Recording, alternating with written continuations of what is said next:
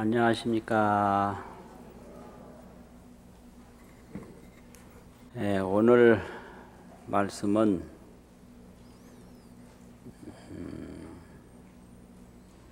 예경과 정견에 대해서 말씀을 드리겠습니다. 예경이라고 하면 불자가 부처님의 교법을 신행을 하게 되면, 믿고 실행을 하게 되면 제일 첫 번째 시작하는 것이 예경입니다. 예경은 예배와 공경이라는 뜻이거든요. 그러면 이 예배와 공경이 어떻게 해서 나오느냐? 신행에서 나옵니다. 믿고 실행하는 그 구체적인 행위가 예경입니다. 그래서 이런 예경을 통해서 확실하게 불교를 알게 되고 또 불교를 받아들이게 되고요. 또 불교를 통해서 자신이 변화가 됩니다. 그래서 이런 예경의 과정을 거치지 않고는 그 불교의 깊은 경지에 들어가기가 어려워요. 그래서 예경이라는 과정이 있고, 그 다음에는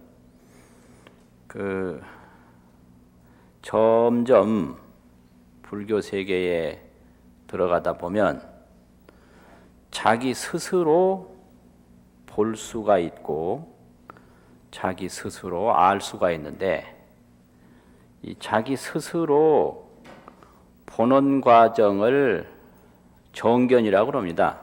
바르게 본다.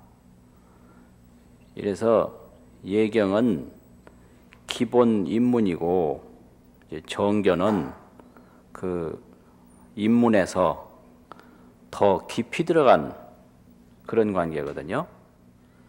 그래서 이 정견의 세계, 바르게 본다 이 말이죠. 바르게 보는 세계까지 이제 들어가야 자기 문제가 해결된 것입니다.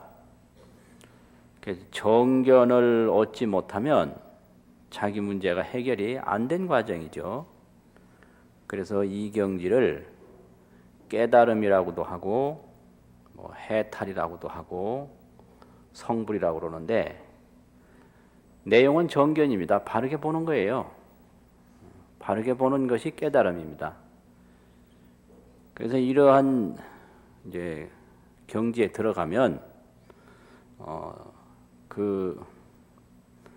우리가 말하는 진리라는 말이라든지 무슨 생명이라는 말이라든지 마음이라는 말이라든지, 이게 전부 말은 거창한데 그 어떤 건지 못 보고 있거든요. 뭐가 마음이고 뭐가 진리고 뭐가 생명이냐, 이런 것을 보는 거, 그게 깨달음이죠. 직접 보는 거. 그럼 보고 나면은 어떻게 되느냐? 이제 새로운 세계를 봤기 때문에 보지 못했을 세계하고는 전혀 다르거든요. 그러면 보고 나면 다 끝나는 게 아니고, 본 다음에도 바르게 보지 못했을 때에 가졌던 생각들, 바르게 보지 못했을 때 가졌던 생각은 전부 번뇌입니다. 번뇌라는 게 뭐냐? 정견을 얻지 못했을 때 일으키는 생각이다 이 말이죠. 그래서 정견을 얻지 못했을 때의 견해는 망견인데, 망견에 의해서 이루어진 생각들은 전부 망상이에요. 본 자체가 허망하게 본 거기 때문에 허망한 데 근거해서 일어나는 생각은 전부 허망한 생각이거든요. 그래서 이런 망상을 번뇌라고 합니다. 번뇌란 말은 번역된 용어예요. 번거롭고 걱정된다 이 말이거든요. 번거롭고 걱정된다는 말은 번뇌의 성격이 잠시도 가만히 있질 못합니다. 자꾸 동요를 해요. 이걸 번조라고 얘기를 하는데 번거롭고 조급해요. 그래서 이 세상에 어떠한 것도 정견으로 보면 번거로울 일도 없고 조급할 일도 없는데 이 번조심이 끊어지질 않는다 이 말이죠. 그래서 이제 결과적으로 돌아오는 것은 고뇌예요. 고뇌. 번조의 결과는 고뇌밖에 없다. 이게 이제 번뇌거든요. 그럼 이 번뇌가 어디에서 생겼느냐? 전부 망견, 사견, 허망하게 보고 삿되게 본 데서 번뇌가 일어난 거기 때문에 이거를 망상이다 이렇게 얘기를 하거든요. 그래서 번뇌는 바로 망상이다. 망상은 망견에 의해서 이루어졌다. 이렇게 얘기를 하는데 이걸 더 강조하기 위해서 번뇌 망상 이렇게 얘기를 해요. 번뇌망. 그러면 번뇌하고 망상하고 다르냐? 번뇌는 번역된 용어고 망상은 중국에서 늘 하던 용어죠. 우리식으로 말하면 쓸데없는 걱정이다 이 말이죠. 번뇌가 다른 게 아니고 쓸데없는 걱정. 그럼 중생들은 전부 쓸데없는 걱정 평생 하다가 죽는다는 거예요. 쓸데없는 걱정. 근데 이런 것이 다 정견을 얻지 못했을 때 일어나는 모든 생각들인데 정견을 얻고 나면 어떻게 되느냐. 이 쓸데없는 걱정이 금방 없어지는 게 아니에요. 그래서 요 깨닫고 나서 요 번뇌망상이 완전히 없어지는 기간이 있어요. 이게 이제 문제인 거예요. 그래서 이게 사람마다 다 달라요. 부처님도 틀림없이 이게 있었을 텐데 구체적으로 말은 없거든요. 부처님이 깨달으시고 며칠 만에 이 번뇌망상이 완전히 없어졌는지 이런 건 없어요. 없는데 이제 깨닫고 3, 7일간 사유하셨다. 그 사유라는 게 어떤 의미인지 그건 부처님만 아시는 거죠. 사유. 그리고 사유를 하시고 뭐를 시작했느냐면 교화를 시작을 했거든요. 그래서 자기 문제 해결하고 중생 문제로 나아갈 때 사유 과정을 겪었다라는 거예요, 부처님이. 그래서 깨닫기 전에는 자기 문제를 위해서 노력을 했고 깨달은 후에는 삶의 목표가 중생 문제를 위해서 노력을 했다. 그럼 자기 문제에서 중생 문제로 넘어갈 때 다요 과정이 있습니다. 사유 과정이 있어요. 금방 그래 출발하는 게 아닙니다. 그런데 이 깨달음에서 두 번째 과정이 이 망상심이 완전히 소멸되는 과정이거든요. 망상심이. 그래서 이게 이제 사람에 따라서 며칠 만에 망상심이 완전히 소멸될 수도 있고 어떤 분은 10년 이상 걸릴 수도 있고요. 이러한 그 자기 자신을 위해서 괴로워하고 걱정하는 근심 걱정이 완전히 사라지는 단계가 있는데 그 단계를 반야심경에서는 원리 전도몽상 이렇게 설명을 했어요. 무괴회, 걸림이 전혀 없다. 그 걸린다는 게 화나는 거예요. 속상한 거예요. 무서운 거, 걱정되는 거. 그러면 원리전도몽상 모든 그 쓸데없는 걱정을 다 멀리 여인다 이거예요. 안 일으킨다라는 거죠. 멀리 여인다라는 거. 오늘 또 화를 냈다가 참았다가 내일 또 화냈다가 그 멀리 여인 게 아니죠. 금방 요만큼 갖다 놨는데 다시 온다는 거예요, 이게. 근데 멀리 여인다. 영영 못 올 곳으로 보내버린다. 그럼 멀리 여인 거거든요. 그것이 구경열반, 자기 문제를 해결한 극치지요. 그럼 그 이전에 뭐가 있어야 그러느냐? 조견 오온계공을 해야 돼요. 조견 오온계공. 오온이 다 공한 것을 봐야 원리 전도몽상이 됩니다, 이게. 그럼 공이라는 것은 불생불멸인데 그 불생불멸을 보았을 때 고통이 사라지게 된다. 그 고통이 사라지는 의미는 무서움도 사라지고 불만도 사라지고 근심 걱정까지 다 원리전도몽상까지 해야 되는 거거든요. 그러니까 첫 번째는 조견 오온계공을 해야 돼요. 우리 몸이 생사가 없다. 이게 조견 오온계공이거든요. 우리 몸이 삶과 죽이 없다라는 것을 그냥 보는 게 아니라 아주 깊이 있게 보는 거죠. 깊이 보는 거. 아주 참되게 보는 거. 이게 조견이거든요. 그래서 조견 다음에는 원리가 된다. 이상이 돼요. 모든 망상을 여인다. 조견과 이상까지 돼야 된다. 이거. 그래서 금강경에도 이 일체상 정명제불이라 일체상을 여의는 것을 부처라고 한다 이랬거든요. 그 일체상을 여의면 일체 망상을 여의는 건데 망상은 전부 아집에서 생기기 때문에 나에 대한 그 욕구, 집착은 욕구거든요. 나에 대한 욕구로 걱정이 생기는 거지 나에 대한 욕구가 없으면 걱정은 사라져버려요. 그럼 나에 대한 욕구는 내가 불생불멸이라는 걸 못 보는 데서 생긴 거예요. 그래서 조견 오온계공과 원리전도몽상까지 했을 때 그게 이제 정견의 세계입니다. 정견. 그럼 그게 그냥 되느냐? 처음에 그게 아니고 가피를 입어야 돼요. 가피. 가피라고 하는 것은 가중시킨다고 하는 더할 가짜고 입혀준다고 하는 입을 피자가 있거든요. 그래서 작은 힘을 크게 보태주는 거. 보태주는 거죠. 또 입혀주는 거. 그게 이제 가피인데 가피를 입었을 때 그 정견을 얻을 수 있는 힘이 생기는 거예요. 그럼 가피는 어떻게 해서 입느냐? 그게 바로 예경입니다.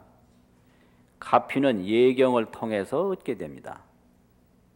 그러니까 이 예경은 예배, 공경 이런 건데 예배 부처님께 예불 드리는 거 이것도 예배도 예경이고 독경, 경 읽는 것도 예경이고 기도도 예경이고 참회도 예경이고 뭐 참선도 예경이고 뭐 모든 그 의례를 통해서 이 부처님을 향하는 그런 행위는 다 예경이거든요.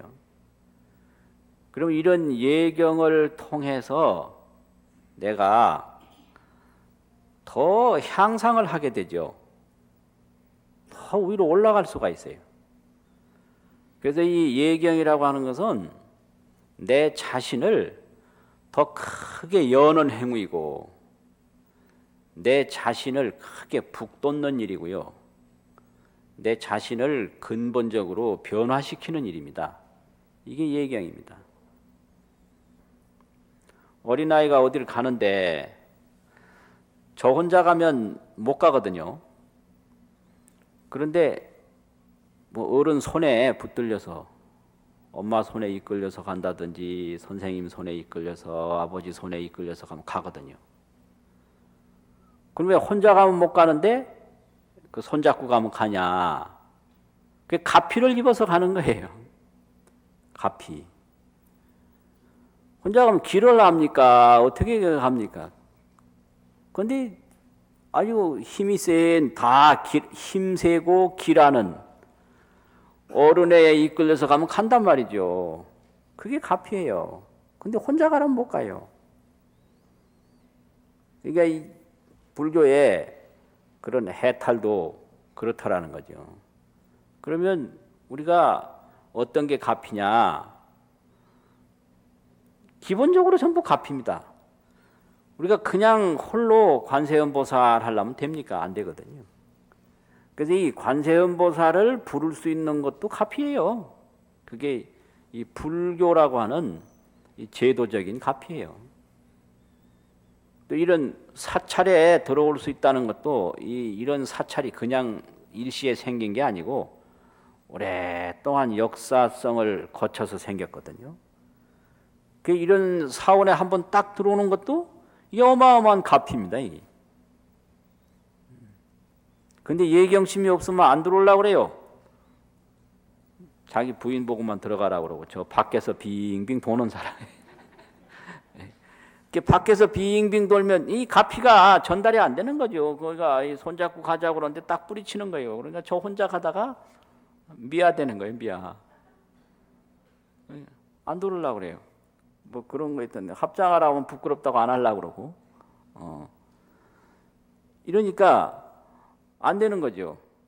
그래서 나무아미타불 이거를 부를 수 있는 것도 이게 어마어마한 가피거든요.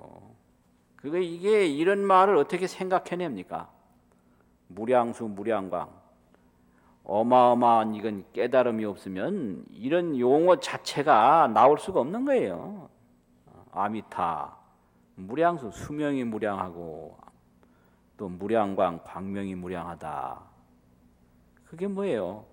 그 깨달았을 때 자기 세계거든요. 그 깨달음의 자기는 바로 수광무량이다. 수명과 광명이 끝이 없는 거다. 이런 거를 입으로 부른다는 것은 아무 힘도 없는 아이가 어른에게 업혀서 가는 거예요. 업혀서. 그만큼 이게 중요한 거죠. 그래서 제도적인 가피도 있고요. 이런 언어적인 가피도 있고 또 실제로 체험적인 가피가 있거든요. 그래서 이제 뭐 꿈속에서 뭘 느꼈다. 이 꿈이라는 게 허망한 건 사실인데 또 엄청난 느낌을 주는 것도 또 사실이에요. 그래서 평소에 뭘 생각을 했었는데 그 꿈 한번 꾸고 나니까 그런 생각이 싹 없어지더라. 이런 것도 있거든요. 그런 거 많아요. 그래서 어떤 도박을 좋아했는데 한참 지금 도박에 빠진 사람이 꿈을 꾸는데 뭔 꿈을 꾸냐. 자기가 또 패가 망신하고 다 부도나고 이래서 완전히 고생하는 꿈을 꿨다. 그러면 그 도박에서 벗어날 수가 있거든요. 이런 거 얼마든지 있을 수 있는 거예요. 그러니까 이런 것을 불교를 통해서 느낀다면 꿈속에서 관세음보살님을 만났다. 꿈속에서 어떤 말씀을 들었다. 이런 게 있는데 이런 거를 현몽가피라고 합니다. 꿈에 나타난 가피다. 현몽. 근데 우리 할머니는 옛날에 한문을 잘 모르셔서 선몽이라고 나한테 가르쳐 주셨어요. 선몽했다고. 근데 알고 보니까 그 발음은 잘못된 거더라고요. 내용은 맞는 거고. 현몽이에요. 현몽. 꿈에 나타난 가피예요.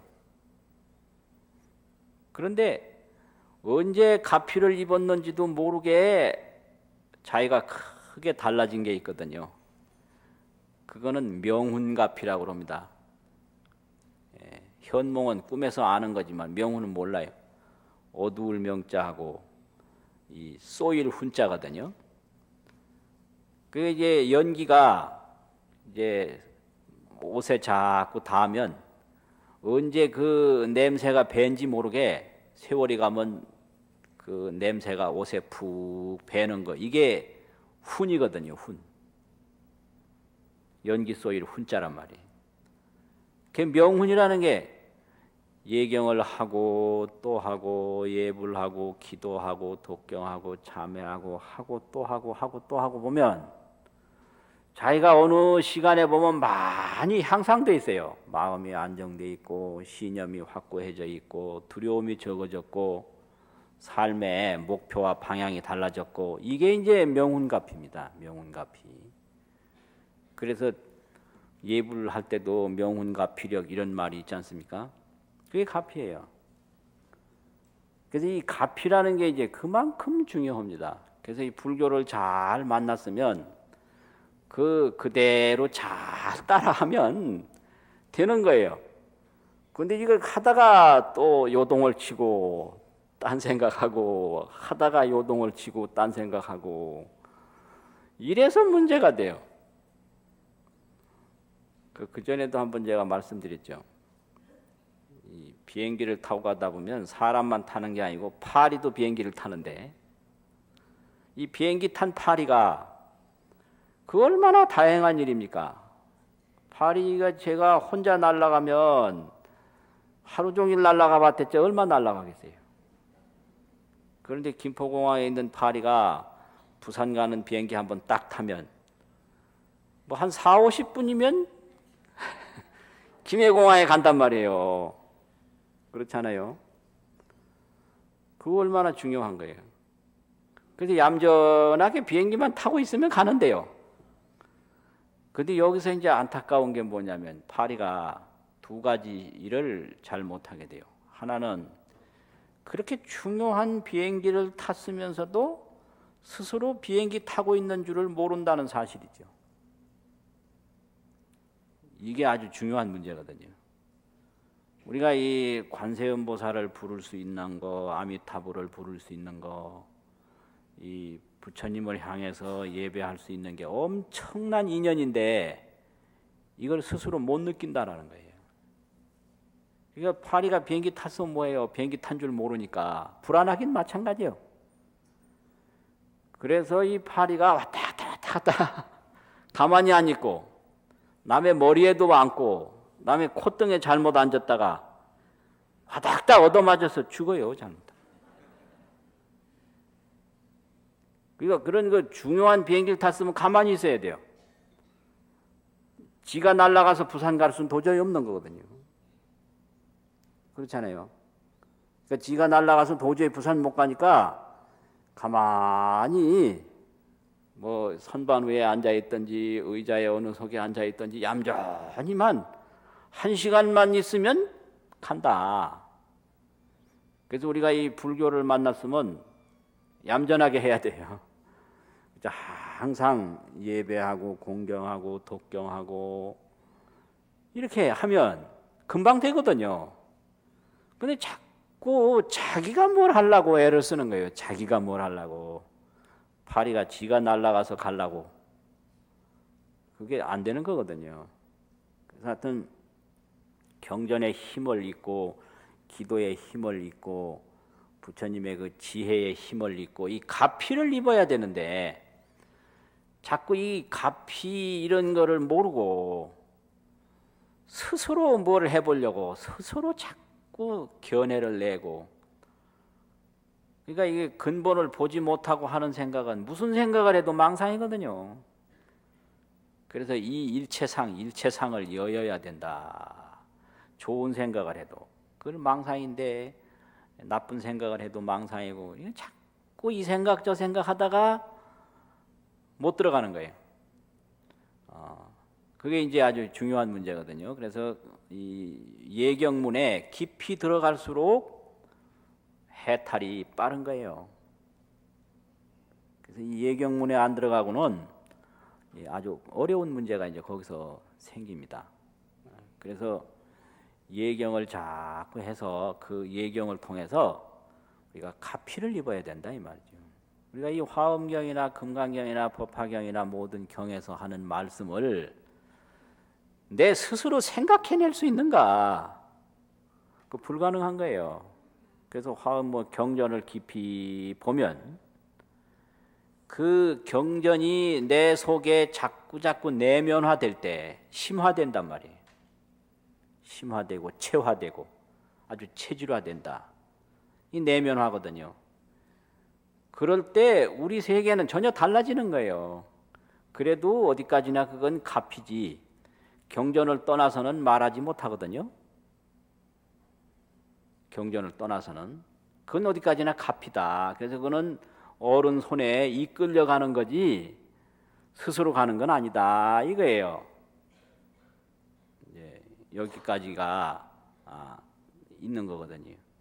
그럼 거기서 이제 스스로 손에 이끌리지 않고 갈 수 있는 과정이 그게 말하자면 깨달음인데요.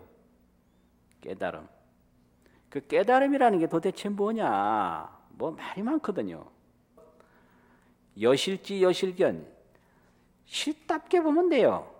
그걸 정견이다 이렇게 한단 말이에요. 그러면 그 부처님이 실답게 본 내용이 뭐냐? 부처님이 뭐를 깨달았나? 쉽게 말하면 깨달음이라고 하는 건 보는 거고, 그럼 보았다면 부처님이 뭘 봤냐? 그 요새도 그런 말 많이 해요. 뭘 깨달았냐고. 우리가 깨닫는다고 그러는데 도대체 뭘 깨닫느냐고. 그런 말 들어보셨지, 더러? 그러면 다 오물오물하고 뭐 희한한 걸 어디서 깨닫는 걸로 생각하고 그러는데, 불교는 다 이제 처음에 공개적으로 설법한 거기 때문에 비밀이 없습니다. 뭐 비밀스러운 걸 뭐 얘기한 게 아니에요. 그 불교를 통해서 전부 얘기를 했는데요. 요거는 불교고 그거가 아닌 건 불교라고 할 수 없다라는 얘기가 있거든요. 그게 바로 삼법인이에요.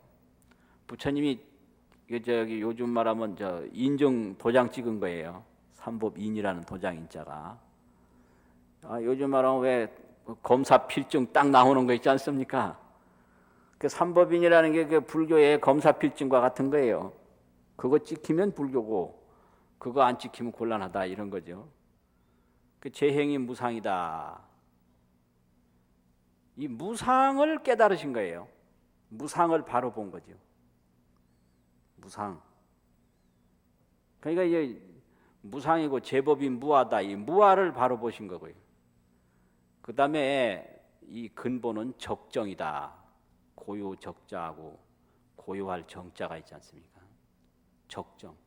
이 우주의 생명은 적정이라는 거예요. 이 적정이라는 것은 유무가 아니라는 얘기죠. 보이고 안 보이는 세계가 아니라는 거지. 그래서 뭐 있는 세계, 없는 세계로 고정된 건 적정이 아니고요. 유무가 아닌 세계.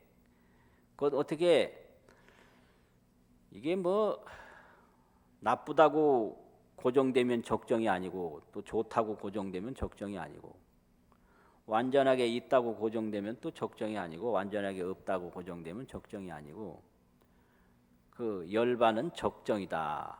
그래서 생명의 근본이라든지 마음의 근본이라든지 이 우주의 근본을 개념화할 수 없는 적정으로 깨치신 거거든요. 적정으로 보신 거거든요. 그런데 생각은 적정이 아니에요. 그래서 적정과 반대되는 건 전부 사견이에요. 그러니까 우리가 뭐 한 생각 딱 일으키면 좋다 나쁘다. 전부 적정이 아니거든요. 그 적정은 그냥 그대로 보는 거지. 그대로 느끼고. 그래서 적정이라고 하는 것은 개념화될 수가 없어요. 좋은 것이다. 이렇게 나쁜 것이다. 이렇게 될 수가 없는 게 적정이에요. 그냥 있는 그대로 보는 거거든요. 이게 세 가지가 이제 찍히면 무상, 무아, 적정. 이게 찍히면 이건 불교의 검사 필증을 맡은 거고 이것이 없으면 아니다라는 거지. 그거 깨친 거예요. 그게 정견이죠. 그리고 이제 반야바라밀 설법에서는 조견 오운계공. 공을 보면 그게 정견이에요. 공을 보면. 공이라는 건 뭐냐? 불생불멸, 불구부정, 부증, 불감 그거거든요. 제법 공상은 그런 것이다라고 설명했지 않습니까? 그걸 보면 그게 조견인데요. 그게 정견이죠. 그래서 왜 불생불멸이냐? 연생연멸이기 때문에 불생불멸이다. 인연에 의해서 생기고 인연에 의해서 사라지니까 생겨도 그 자체가 없다라는 거예요. 이게 제법이 무아처럼. 그래서 연생연멸은 불생불멸이다. 그러니까 연생이 뭐냐? 파도를 하나 예를 들면요. 파도가 왜 생겼느냐? 바람이라고 하는 인연에 의해서 생겼거든요. 이게 연생이에요. 또 파도가 왜 없어지느냐? 바람이 잠잠한 그 인연에 의해서 없어지니까 이게 없어지는 거. 이게 연멸이거든요. 그러니까 물이라는 거는 있어도 파도라는 건 없는 거예요. 다만 바람에 의해서 생기기도 하고 바람에 의해서 사라지기도 한다. 그 우리 몸도 그와 똑같다는 거죠. 인연에 의해서 생기고 인연에 의해서 사라지니까 생겨도 생긴 게 아니에요. 불생이에요. 없어져도 없어진 게 아니다. 불멸이다. 이거를 확실히 보는 게 조견 오온계공이거든요. 그래서 아집과 근심 걱정이 다 소멸되는 게 그게 원리 전도몽상이에요. 이것이 정견의 세계입니다. 가만히 내가 나를 점검해봐서 아직도 이 무상을 보는가 못 보는가. 무상을 못 보면 깨달음이 아니거든요. 그냥 망상을 가지고 어느 때 이제 그런 생각이 올라올 때가 있어요. 아, 이게 참 대단하구나. 그런데 그게 인연에 의해서 생긴 것은 인연에 의해서 사라져 버려요. 연생은 연멸이다 이거예요. 그래서 어떤 환경이 좋아지면 그런 생각이 생겼다고 한다면 그건 환경이 달라지면 그 생각은 없어져 버리거든요. 이것을 경에서는 뭐라고 그러냐면 도둑이라고 그래요. 또 손님이라고 그런다고요. 이게 객진이라고도 하고. 내가 아주 마음이 즐거웠잖아요. 그러면 그게 내 스스로에 의해서 즐거웠던 거는 괜찮은데 그건 지혜거든요. 그런데 누가 칭찬을 해줘서 즐거웠다든지 날씨가 좋아서 즐거웠다든지 여행을 갔다 와서 즐거웠다든지 이렇게 외부의 인연에 의해서 생긴 것은 외부의 인연만 바뀌면 사라진다. 이건 손님인 거예요. 손님은 떠나게 돼 있어요. 그래서 그 손님을 주인으로 착각해가지고 내가 영원히 깨달았다, 영원히 깨달았다라는 생각이 어떤 환경에 의해서 생겼다 이 말이죠. 그러면 환경에 의해서 사라지는 거예요. 그래서 그거는 나에게 나중에 보면 고통을 준다. 그게 도둑이라는 거예요. 그래서 이걸 경에서는 인적의자라 도둑을 착각해가지고 자식으로 알았다 이런 게 있는 거예요. 이걸 아주 조심해야 되는 거죠. 이거를. 그래서 내가 참 행복하게 느껴진다. 그거 믿었다간 큰일 나는 거예요. 그건 환경에서 온 거예요. 그 환경 달라지면 그건 싹 없어지고 막 이게 이제 화내기 시작하거든요. 그때 행복은 어디로 갔는지 이게 연생연멸이에요. 그러니까 막 화를 냈다. 무서워할 거 없어요. 저거 이제 환경에서 온 거기 때문에 환경 달라지면 저건 없어진다. 가만 놔두면 없어져 버려요. 이게 지혜입니다. 어떤 사람이 막 칭찬하잖아요. 그거 환경에서 온 거예요. 기분이 좋든지 뭐하든지. 그리고 조금 있으면 또 막 야단치고 막 혼내고 그래요. 그러니까 언제는 칭찬했다가 언제는 혼냈다가 왔다 갔다 하는 거. 이게 전부 연생연멸이거든요. 인연에 의해서 생겼다가 인연에 의해서 사라지고 또 생기고 사라지고. 그래서 이제 이런 거는 그 실체를 깊이 보고요. 깊이 본다는 건 무상으로 보고 무아로 보고 적정으로 보고 불생불멸로 본다 이거예요.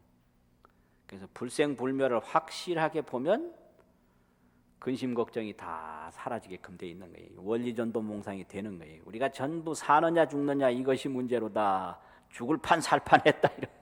전부 이 삶과 죽음하고 관련이 돼 있는 겁니다. 이게 아집이거든요. 죽기 살기로 했다 이런 거 많잖아요. 죽긴 뭘 죽어요. 죽는 게 없는데 전부 여기에 기초해서 생각을 하니까 전부 망상이죠. 전부 이게 인연에 의해서 사라지는 거니까 사라지는 게 아니다. 나긴 뭘 낳느냐? 인연에 의해서 난 건데 본래는 적정이다 이거 적정. 불생불멸이다. 그래서 이게 이제 정견을 하려면 적정과 공성, 공의 그 속성 이거를 확실히 봐야 돼요. 적정, 공성. 공성은 전혀 못 보고 무슨 경에서 무슨 말하니까 그럴싸하거든요. 그러니까 그걸 이제 들어서 말하고 요건 가피지 그게 본 게 아니거든요. 그래서 그런 확실히 본 견해가 항상 유지될 때 그게 정견이거든요. 그래서 그 바를 정자라는 거는 부처님이 깨달은 대로 보는 게 그게 바르게 보는 겁니다. 그래서 거기서 정견이라는 건 불견이에요. 불견. 부처님 같이 보는 거. 그런 거거든요. 그러면 이제 그 다음부터는 내 문제는 다 가피와 정견으로 해결됐고 내 문제를 이렇게 해결하고 보니까 근심 걱정할 일이 전혀 없는데 중생들 만날 근심 걱정하는 거 보니까 얼마나 안타까워요. 그래서 자비가 나오는 거거든요.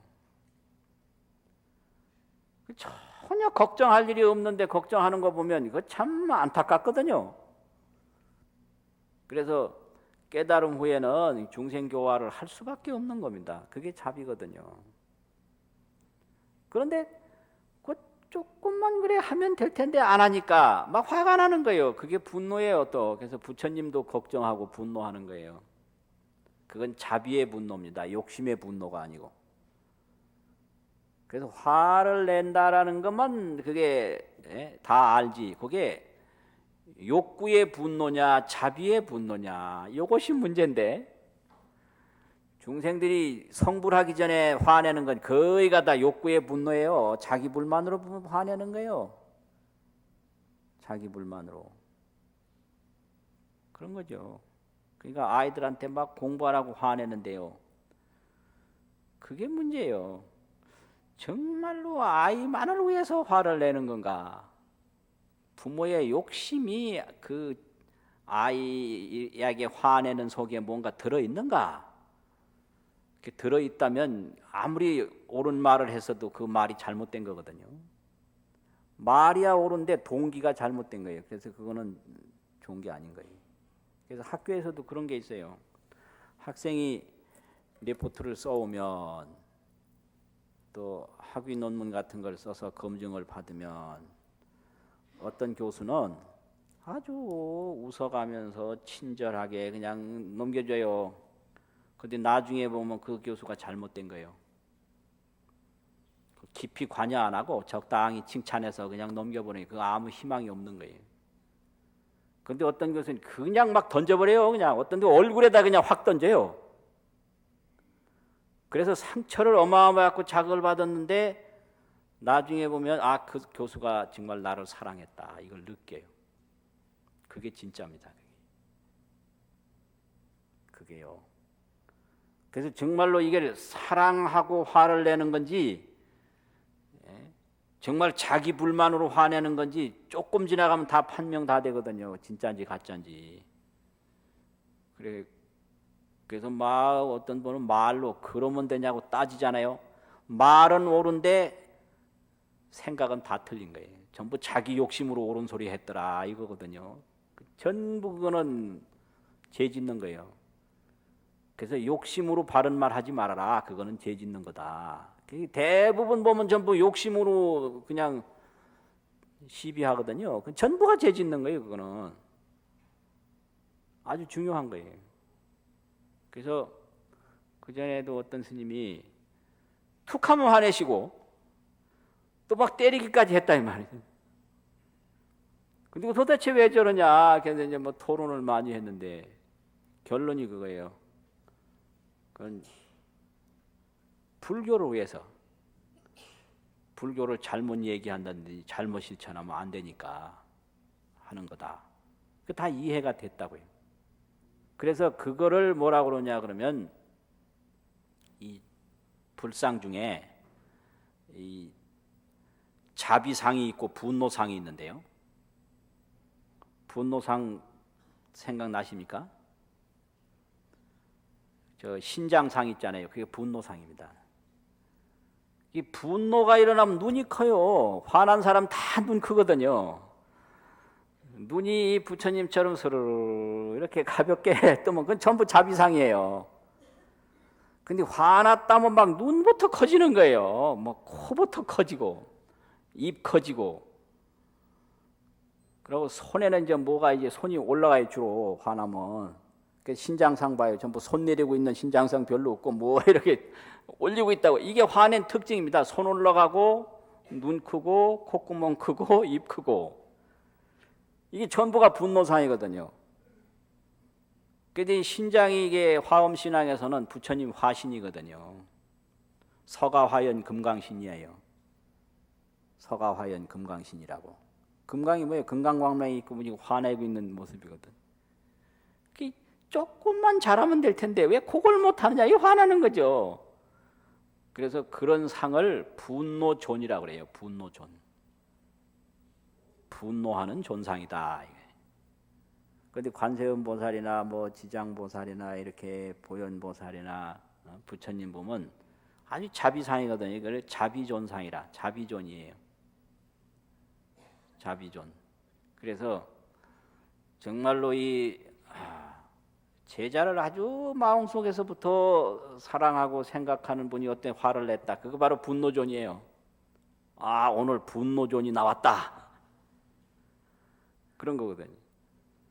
그때 평상시에 뭐 아주 이 사석에서 이건 자비존이 오늘 나왔다. 부처님이 이 분노존, 자비존을 다 출현시키는 겁니다.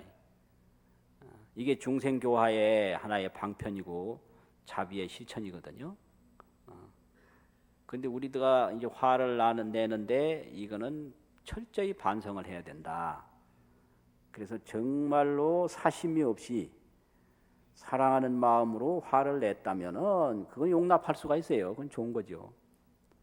근데 거기에 털끝만큼이라도 자기 욕심과 자기 불만이 섞여서 나갔다면 이거는 잘못된 거다. 그러니까 그건 참회를 하고 나중에라도 참회를 해야 돼요. 아, 그 화를 낸 건 내가 잘못했다. 그러면 그 상처 입었던 마음이 풀어지거든요. 그래서 친구 간에도 그래요. 사랑은 털끝만큼 하고 화는 그냥 어마어마하게 많이 내면 그 친구 관계가 끊어집니다. 그래서 화를 친구 간에 내도 사랑하는 것만큼밖에 내서는 안 돼요. 사랑을 한 100원어치쯤 했다면 화도 100원어치만 내야 돼요. 그렇죠. 그래서 사랑은 적은데 화를 많이 하면 그거는 끝나는 거예요. 그래서 절대로 사랑 없이 화내지 마라. 이게 아주 중요한 문제예요. 문제. 그래서 사랑을 많이 느끼는 사람이 화를 낸 거는 그게 사랑으로 이해가 되는데 사랑을 못 느끼는 상태로 화내면은 안 되는 거죠. 그래서 딸한테는 화를 내도 어느 정도 용납이 되는데 며느리한테 화내는 건 굉장히 위험이 많은 거예요. 위험이 심각하게 많은 거죠. 그렇지 않습니까? 그래서 친정어머니한테 화내는 건 용납이 되는데 시어머니한테 화 잘못 냈다가는 아주 곤란한 거예요. 왜 그러냐면 이제 시어머니가 친정어머니만큼 사랑을 안 하니까 아주 이게 이제 어려워진다. 이거거든요. 그래서 우리가 이 불교를 믿을 때 이제 그런 점을 잘 이제 알아서 부처님도 화를 내신다. 그러니까 우리가 얼마나 잘못하면 저게 부처님의 출현이 신장인데 신장이 저렇게 분노의 모습을 항상 가지고 우리를 지켜보고 있겠는가. 이거 알아야 되고요. 정말로 사랑하는 사람은 화를 낼 수 있다. 그게 당연한 거죠. 그 안타까운 걸 보고 어떻게 화를 안 내겠습니까? 그런데 내가 화를 낼 때는 항상 이걸 반성을 해야 된다 이 말이죠. 나의 불만이 조금도 없는가? 나의 불만이 있다면 이거는 내가 내 불만으로 화낸 거기 때문에 잘못된 거다. 그래서 참회하고 또 상처받은 사람이 있다면 그걸 사과해서 풀어주고 그래야 이 인간관계라든지 자기 수양이 원만하게 됩니다. 그래서 첫 번째는 가피를 입어야 되니까요. 기도, 독경, 참회 이런 거를 잘 하셔서 가피를 입고 바른 지견을 가지고 근심 걱정 없이 잘 살 수 있도록 부지런히 닦으시는 것이 신행을 잘 하시는 것입니다. 마치겠습니다.